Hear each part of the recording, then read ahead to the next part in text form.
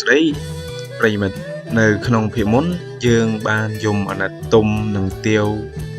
ប៉ុន្តែថ្ងៃនេះយើងនឹងមកជជែកអំពីតួអង្គម្នាក់ដែលរឿងការរិះគន់បំផុតក្នុងប្រវត្តិសាស្ត្រអក្សរសិល្ប៍ខ្មែរនោះគឺយាយផាន់ម្ដាយរបស់ទាវតើគាត់ពិតជាមានចិត្តអាក្រក់ពីកំណើតឬគ្រាន់តែជាជនរងគ្រោះនៃផ្នត់គំនិតសម័យបុរាណយើងទៅវិភាគជាមួយគ្នាទី1ទៅនឹងគុណសម្បត្តិរបស់គាត់គុណសម្បត្តិខ្ញុំមាន2ចំណុចលើកមកនិយាយគឺការបារម្ភពីអនាគតកូនហើយនិងភាពម៉ឺងម៉ាត់របស់គាត់ចំណុចទី1ការបារម្ភពីអនាគតកូនក្នុងនាមជាម្ដាយមេម៉ាយគាត់ចង់ឲ្យកូនស្រីរបស់គាត់មានកន្លែងពឹងពាក់ដែលរឹងមាំទាំង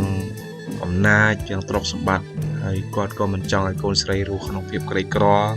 ដូចនេះគាត់យល់ថាម៉ឺនងួនគឺជាជម្រើសដ៏ល្អបំផុតសម្រាប់ទាវហើយទី2ភាពម៉ឺងម៉ាត់របស់គាត់ជាស្ត្រីដែលមានឥទ្ធិពលនិងអាចគ្រប់គ្រងគ្រួសារបានយ៉ាងល្អទោះបីជាគ្មានស្វាមីក៏ដោយចំណុចទាំងពីរនេះស្ដែងបញ្ជាក់ឲ្យឃើញថាគាត់គឺជាមនុស្សស្រីដែលរឹងមាំពូកែក្នុងសម័យកាលរបស់គាត់នោះប៉ុន្តែទោះជាគាត់មានចំណុចល្អប៉ុណ្ណាក៏ដោយគុណវិបត្តិរបស់គាត់ដែលជាចំណុចខ្សោយដ៏ធ្ងន់ធ្ងរបំផុតក៏មានដែរចំណុចខ្សោយរបស់គាត់ខ្ញុំមាន3ចំណុចលើកមកនិយាយ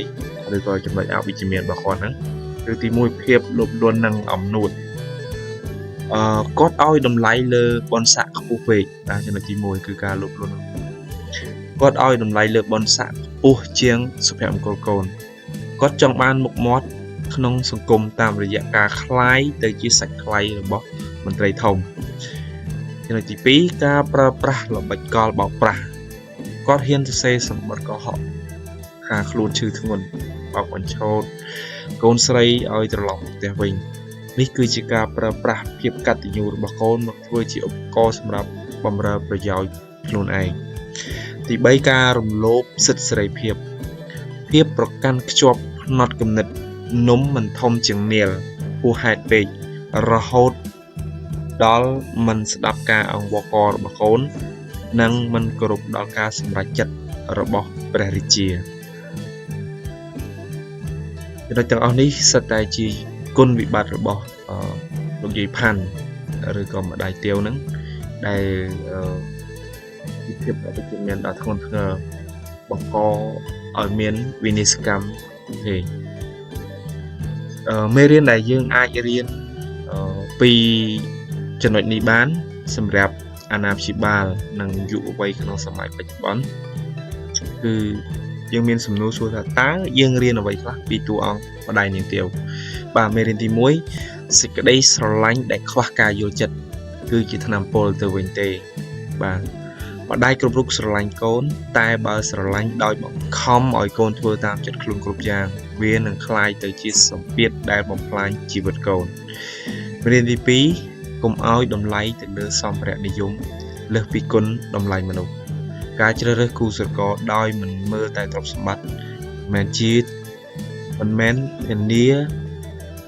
នៃសុភមង្គលយូរអង្វែងនោះទេមេរៀនទី3ភាពស្មោះត្រង់ក្នុងគ្រួសារការប្រើល្បិចកលជាមួយសមាជិកគ្រួសារនឹងធ្វើឲ្យបាត់បង់ភាពបាត់បង់ទំនុកចិត្តនិងអាចនាំទៅរកការសម្រេចចិត្តដែលខុសឆ្គង